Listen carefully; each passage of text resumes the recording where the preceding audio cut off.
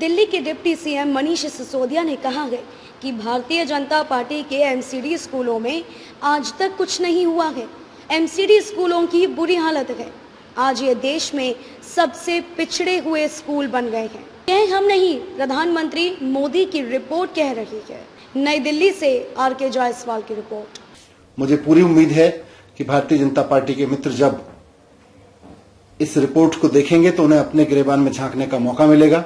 उनको शर्म आएगी और उन्हें चुल्लू भर पानी में डूब मरने की जगह नहीं मिलेगी भारतीय जनता पार्टी के नेताओं को, जब वो इस रिपोर्ट को पढ़ेंगे और वो देखेंगे कि किस तरह से 20 साल के शासन में भारतीय जनता पार्टी ने दिल्ली के नगर निगमों के स्कूल का बेड़ा गर्क करके रखा हुआ है, और जिसकी वजह से दिल्ली सरकार की तमाम मेहनत के बावजूद, दिल्ली सरकार के 98% के बावजूद आज दिल्ली के स्कूलों की जब ओवरऑल तस्वीर की बात होती है तो पिछड़े हुए दिखते हैं, और वो सिर्फ और सिर्फ भाजपा की वजह से दिखते हैं।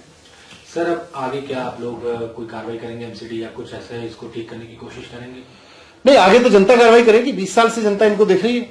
अब उसने ये भी देख लिया कि किस तरह से 5 साल में अरविंद केजरीवाल जी ने दिल्ली के स्कूलों की काया पलट करके रख दी, और आज खुद मोदी जी की रिपोर्ट मानती है कि दिल्ली के केजरीवाल जी के स्कूल जो हैं वो तो 98% राइट टू एजुकेशन एक्ट का पालन कर रहे हैं, उसके हिसाब से टीचर्स की संख्या रखे हुए हैं, और जो बीजेपी के स्कूल हैं वो आधे स्कूल भी ऐसे नहीं है जहां पे टीचर्स की संख्या राइट टू एजुकेशन के हिसाब से चल रही है।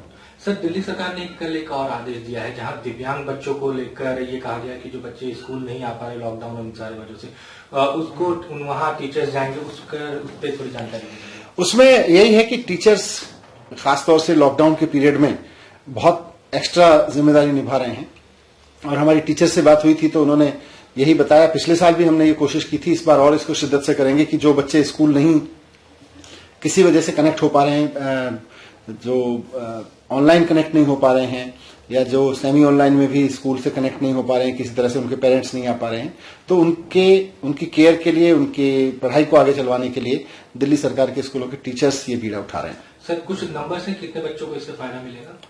वो डिटेल होगी, मैं भिजवाता हूँ आपको अभी। सर, एक आखिरी सवाल। अरविंद केजरीवाल ने प्रधानमंत्री को चिट्ठी लिखी जिसमें डॉक्टर्स और जो नर्सेज हैं इनको भारत रत्न देने की मांग की है। ये बहुत बड़ी जरूरत है इस समय। देश के डॉक्टर्स ने, नर्सेज ने, मेडिकल स्टाफ ने, पैरामेडिकल स्टाफ ने इस संकट के समय में जिस तरह से लोगों की जान बचाई है अपनी जान पे खेल के, ये सिर्फ देश सेवा का एक सामान्य जज्बा नहीं है, ये बहादुरी के साथ अपनी जान पे खेल के लोगों की जान बचाने का जज्बा है, ह्यूमैनिटी का, मानवता की रक्षा का जज्बा है, और इसको सम्मान तो जरूर मिलना चाहिए।